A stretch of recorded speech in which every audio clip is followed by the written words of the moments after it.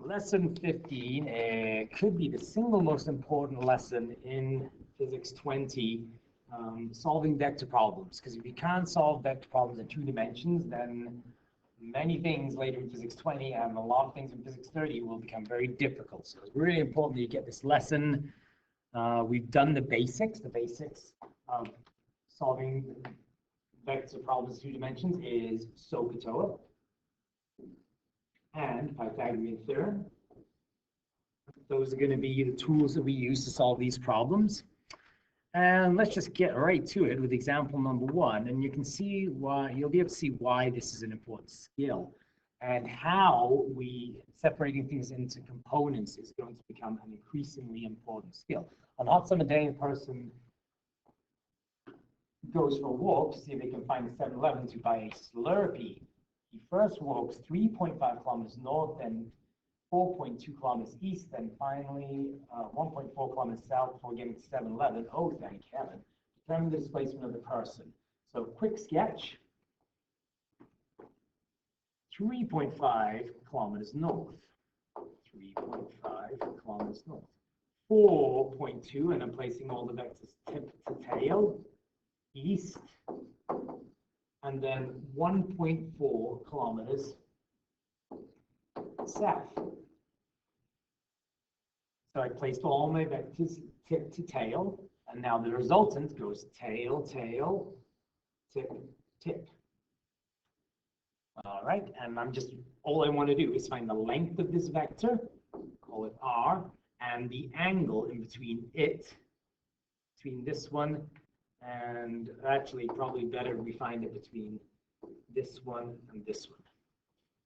Okay, now this problem, because everything is due north, due east, and due south, you can actually do this one without separating it into components. So let's not do any more work than we really have to, and let's just solve this without all the component problems.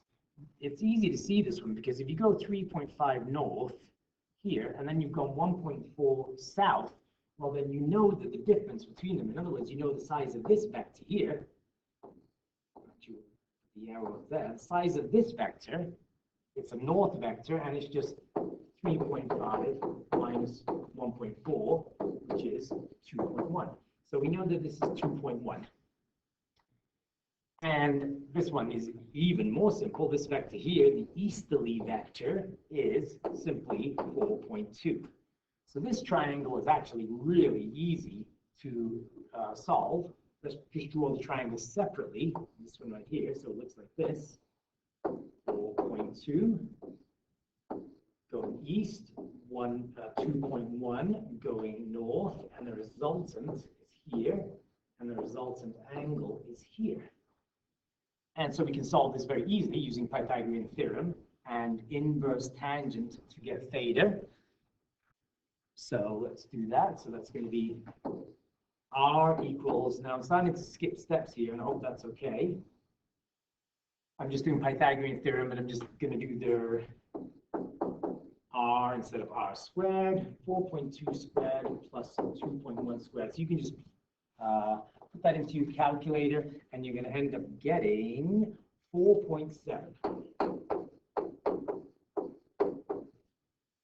which is an accepted answer, an acceptable answer. Given this is 4.2 and this is 2.1, then the hypotenuse must be more than 4.2. 4.7 seems quite fair. And then we're going to get the angle using inverse tangent. Again, I'm going to kind of skip the steps here. Inverse tangent. We've got the opposite, we've got the adjacent, bracket, opposite, divided by adjacent, and that gives us an angle of, so the angle theta equals, turns out to be 27 degrees. And then our final answer for this question is going to be 4.7 kilometers. And what do we have here? We have an easterly component, we have a northerly component. So it's going to be 4.7 kilometers, comma, I should put the big brackets, I get lazy about that, east 27 degrees north. And that's your final answer for this question. So that one you can do without separating things into components.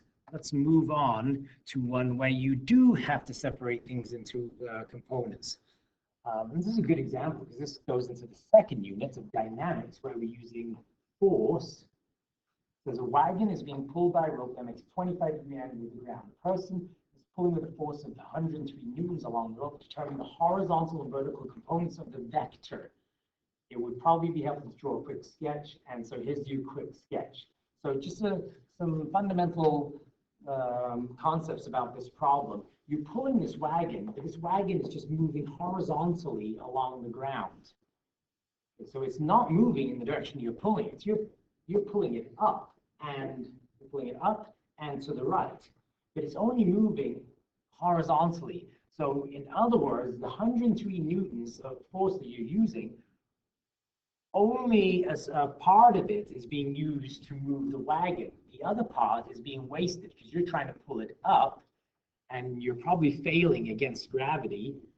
Gravity is keeping it down on the ground. So only a portion of the 103 newtons is being used to propel the wagon. And that's why we need to separate its components.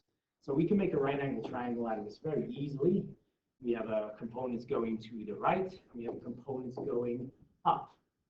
And we want to determine the horizontal and vertical components. So the horizontal we're going to call X, the vertical we're going to call Y. And as you can see, it's pretty straightforward. It's just SOHCAHTOA. For X, for the X component, we're going to use cosine. Because the cosine of 25 degrees equals the adjacent, which is X, over the hypotenuse, 103.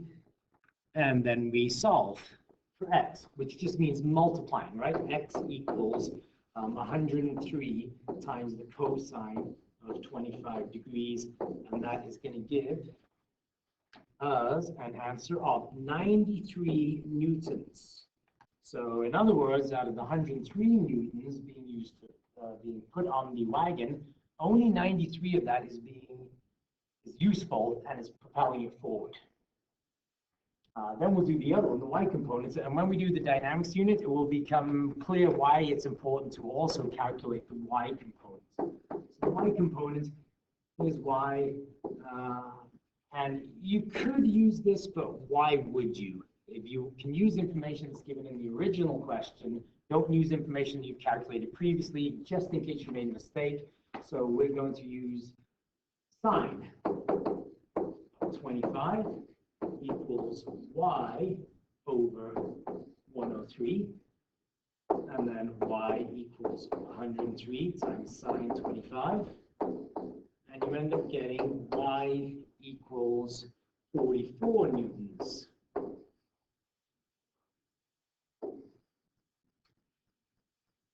And we're just going to leave it that. If you want, you can say this is 93 newtons to the right. This is 44 newtons up. If we want to be very thorough about that, then that's the actual correct answer. And that's it. That's separating into components. And the next problem, which we're going to do in the next video, is a very long and complicated one, and it's the one that you really need to know. So we'll stop here and start another video for that so you can take a breather.